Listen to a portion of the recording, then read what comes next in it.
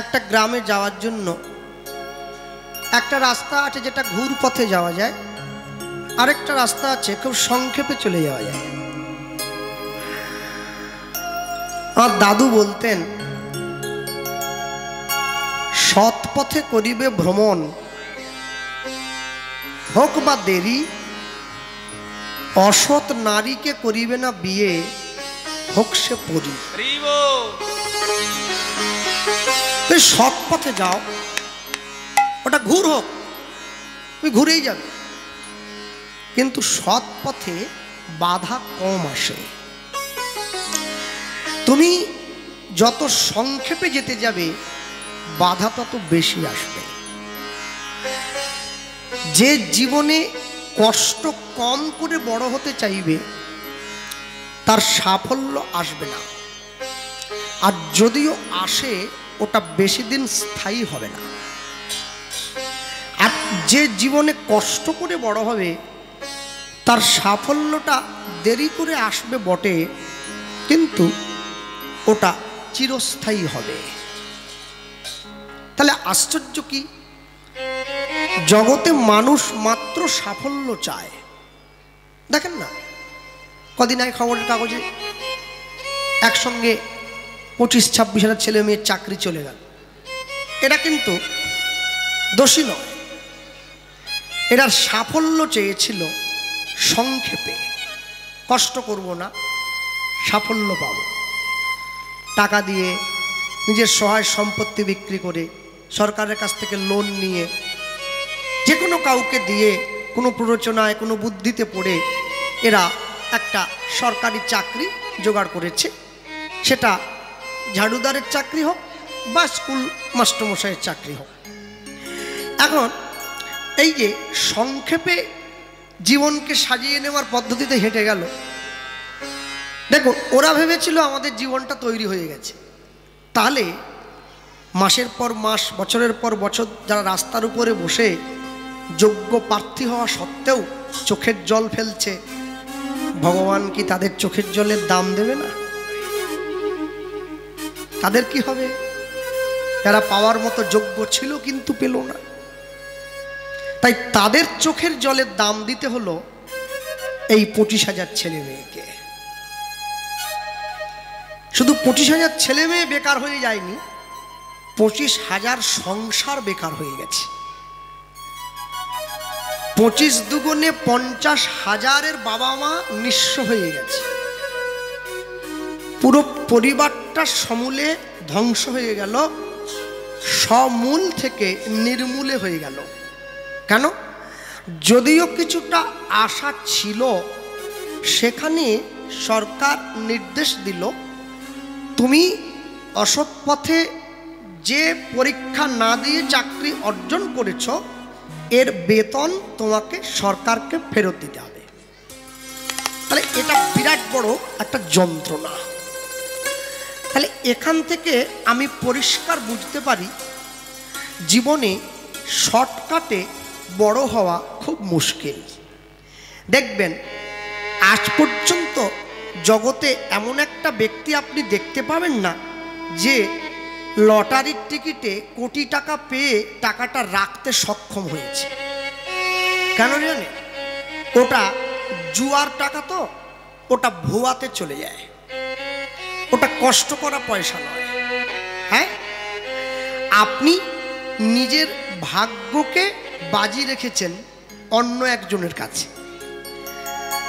সব থেকে বড় অবস্থা কি, কেউ যদি কষ্ট করে 10 টাকা উপার্জন করে তার শান্তি, আর বিনা কষ্ট করে যদি 1000 টাকা উপার্জন করে তার শান্তি, দুটো এক। অন্ধকারে দাঁড়িয়েও যদি অন্যায় করা হয়, কেউ যদি নাও দেখে, মন কিন্তু বুঝে গেল কাজটা ঠিক হলো না।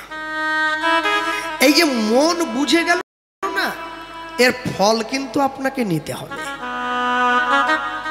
গোপনে কেউ যদি বিষ খায়, বিষের যখন প্রতিক্রিয়া হয় সেটা কিন্তু সকলে দেখতে পায়। গোপনে কেউ যদি ভালো কর্ম করে, সেই ভালো কর্মের ফল যখন হয় সেটাও সকলে দেখতে পায়। তাই আপনি নিজের জীবনকে কেমনভাবে সাজাবেন সেটা আপনার উপরে ছেড়ে দেওয়া হবে। গৌরাঙ্গ বলিতে হবে পুলক শরীর, হরি হরি বলিতে মোর নয়নে বহে নীট।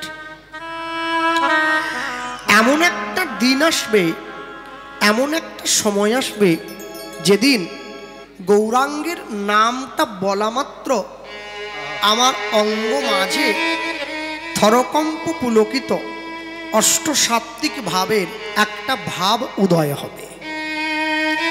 আর যেদিনকে অন্তরে তার জন্য ভাব উদয় হবে, সেদিনকে তার নাম নিতে গিয়ে আমার চোখে জল আসবে।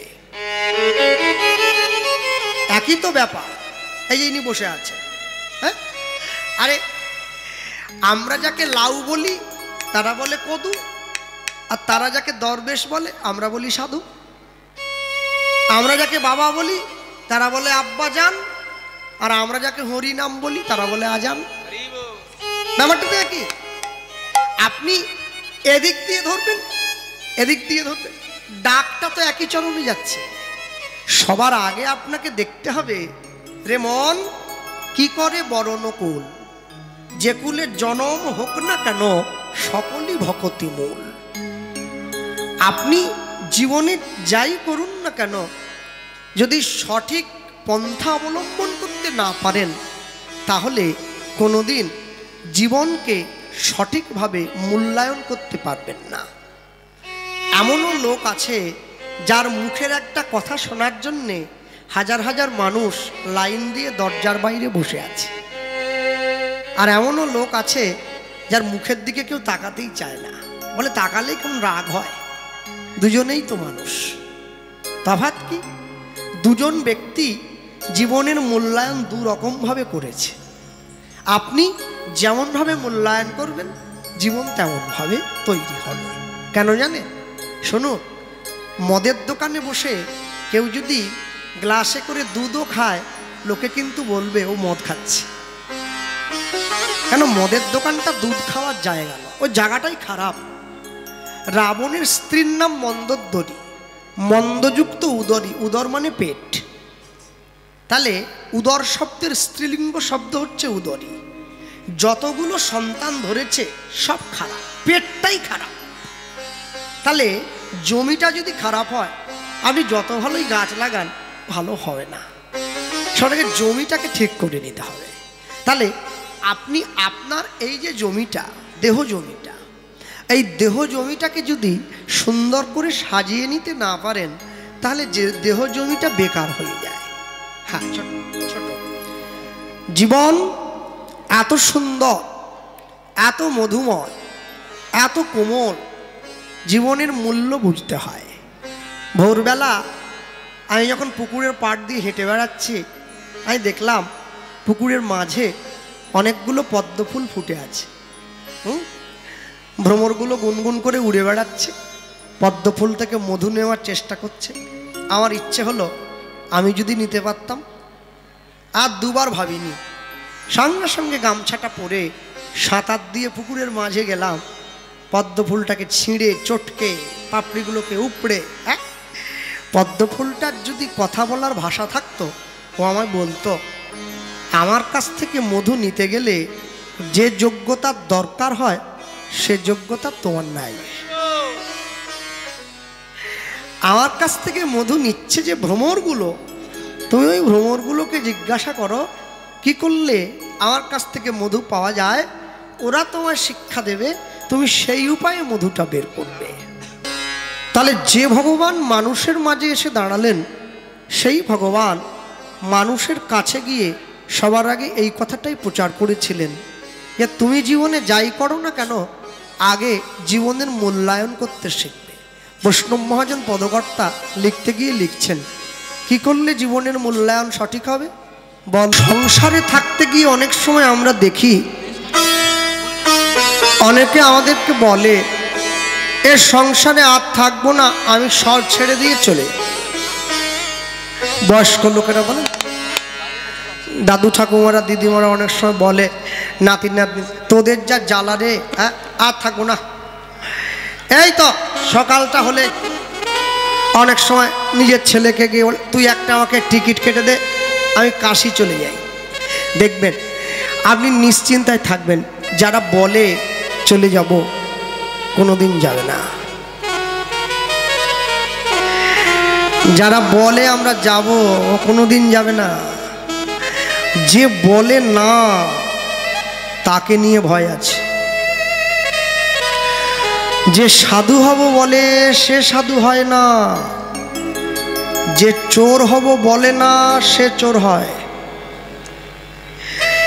যে দোকানের উপরে লেখা আছে সততাই আমাদের একমাত্র মূলধন, অনেক অনেক কাপড় দোকান, সোনার দোকান, বাসনের দোকান, উপরে লেখা থাকে সততাই আমাদের একমাত্র মূলধন। আবার ইংরেজিতে কেউ কেউ লেখে honesty is the best policy. যে দোকানের উপরে এই কথাটা লেখা আছে না, সেই দোকানে খবরদার যাবেন না, ও সব থেকে বড় চিটিংবাজ।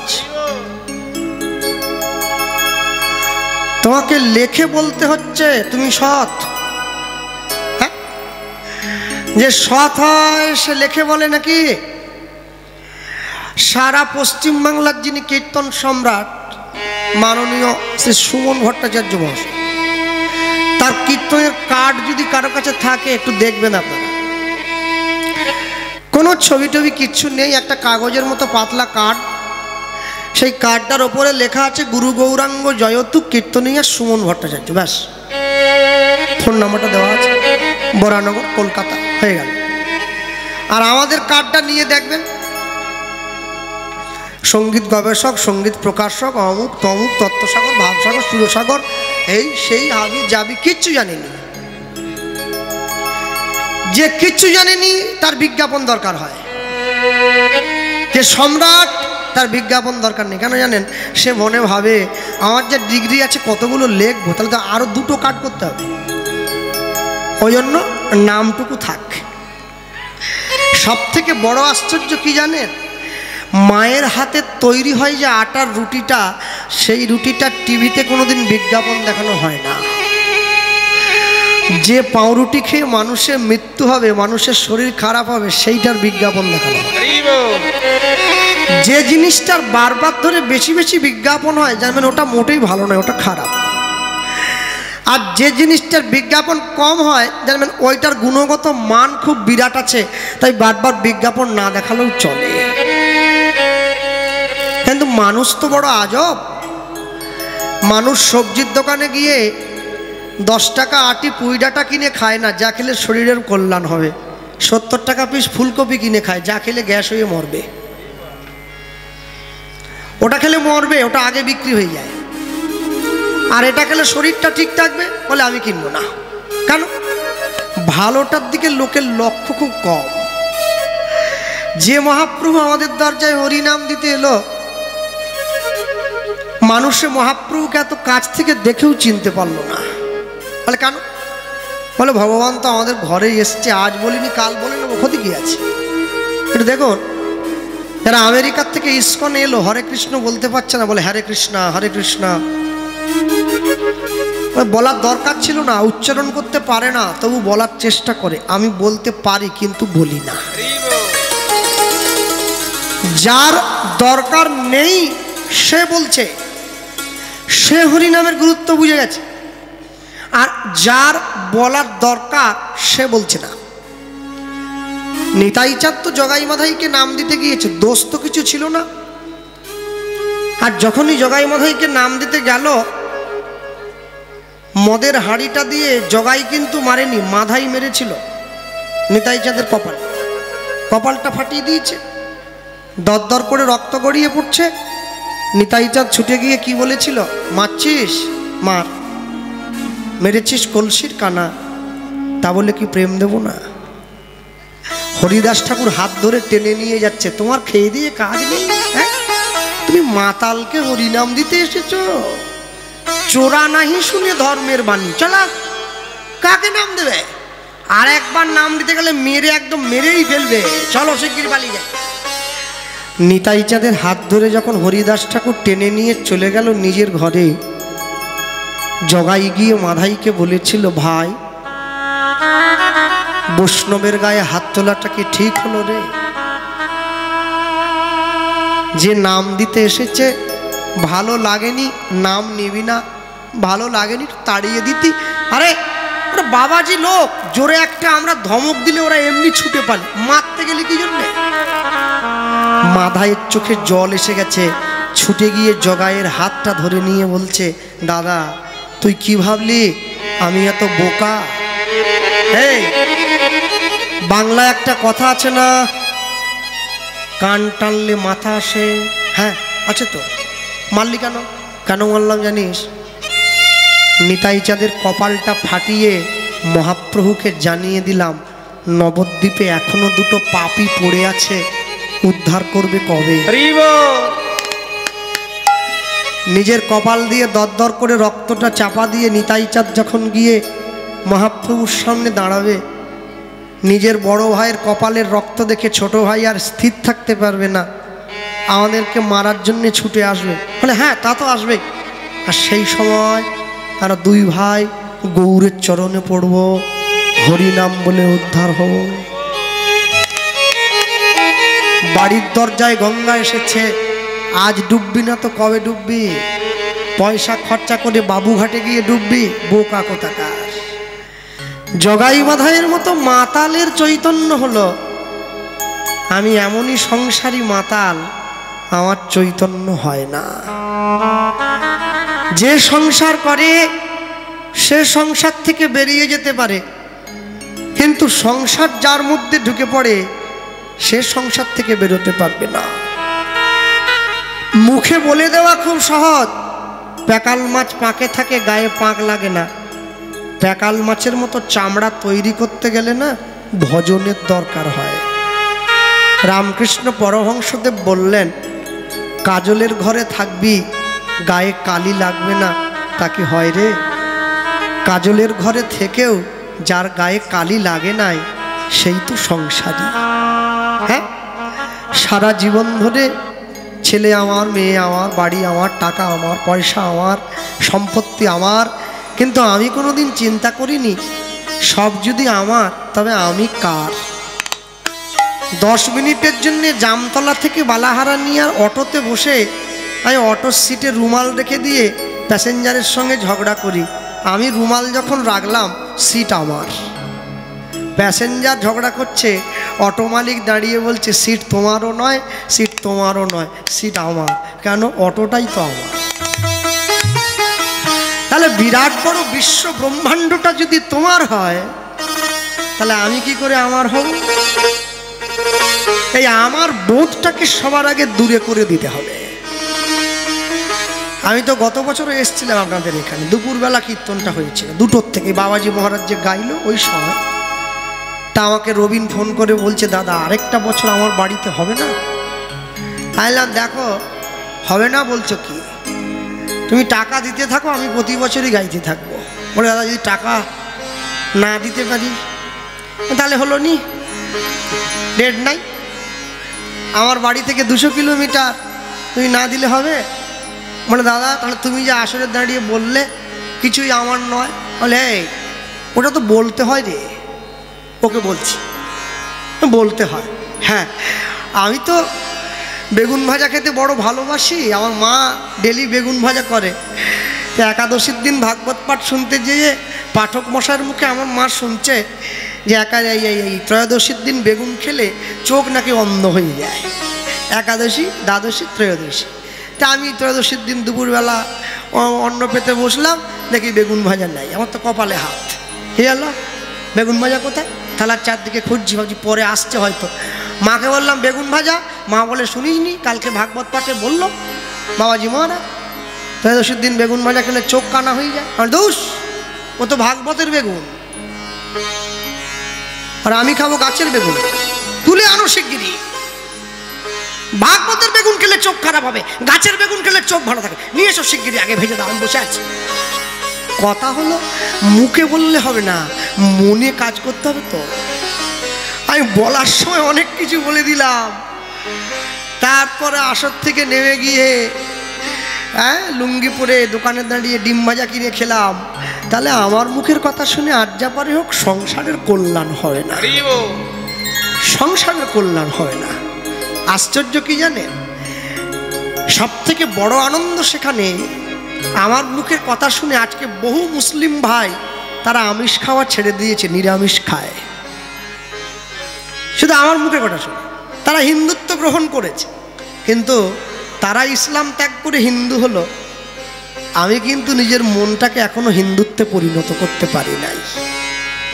আমি সমানতালে এখনো সেইগুলোকে বয়ে বেড়াচ্ছি যেগুলো আমার বয়ে বেড়ানো উচিত ছিল না।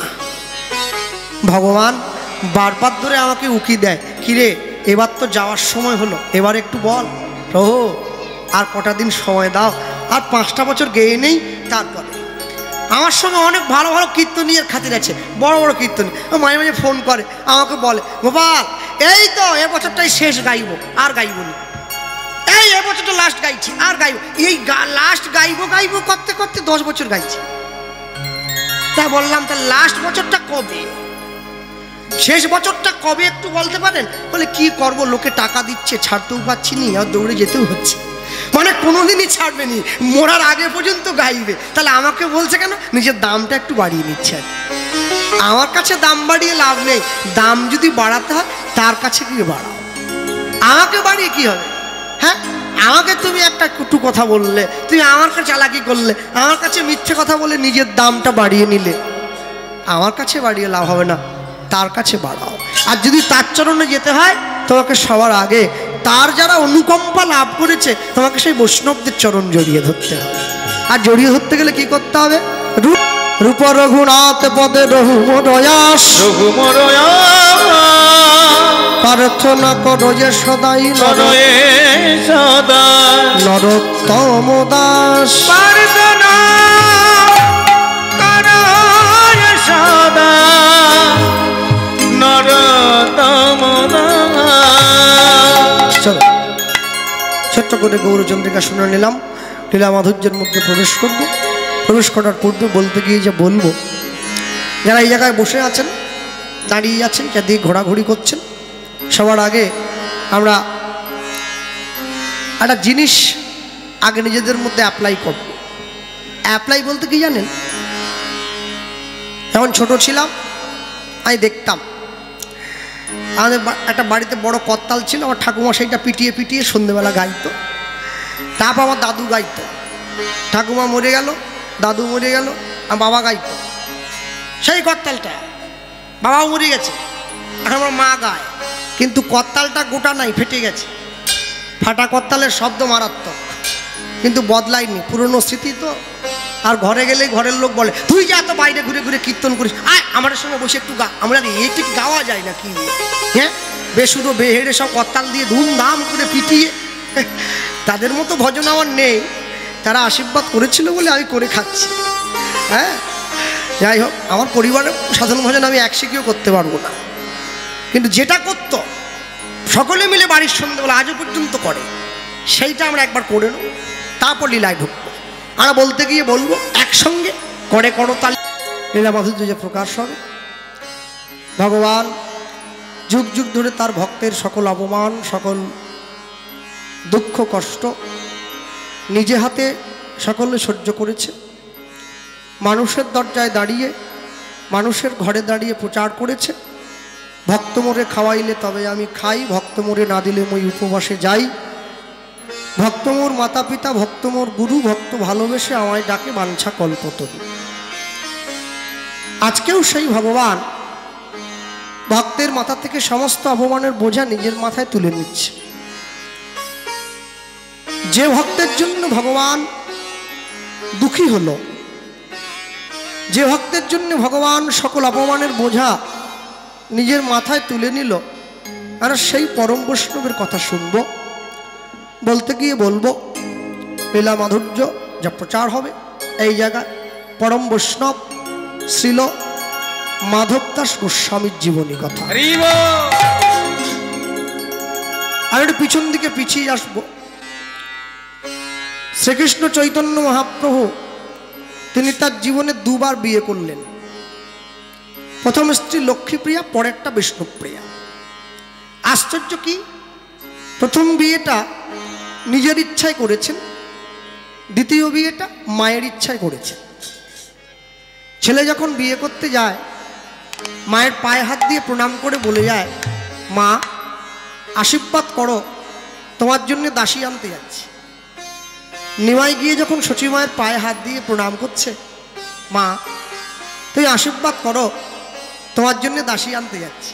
আচ্ছা, মা যদি, ছেলে যদি মায়ের পায়ে হাত দেয়, তাহলে মায়ের কর্তব্য কি? ছেলের মাথায় হাত দিয়ে আশীর্বাদ করে। আর সচিমা যখনই নিমাইয়ের মাথায় হাতটা দিয়েছে, নিমাই হাতটা ধরে নিয়েছে। গেল, নিমাই হাত ধরছিস, বাবা আরেকটা আশীর্বাদ করো। কি?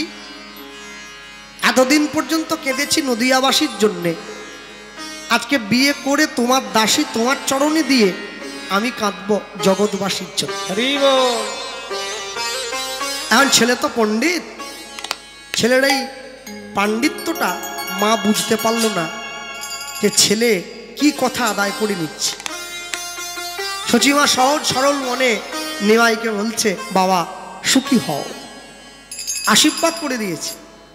নিমাই চলে গেছে বিয়ে করতে। বিষ্ণুপ্রিয়াকে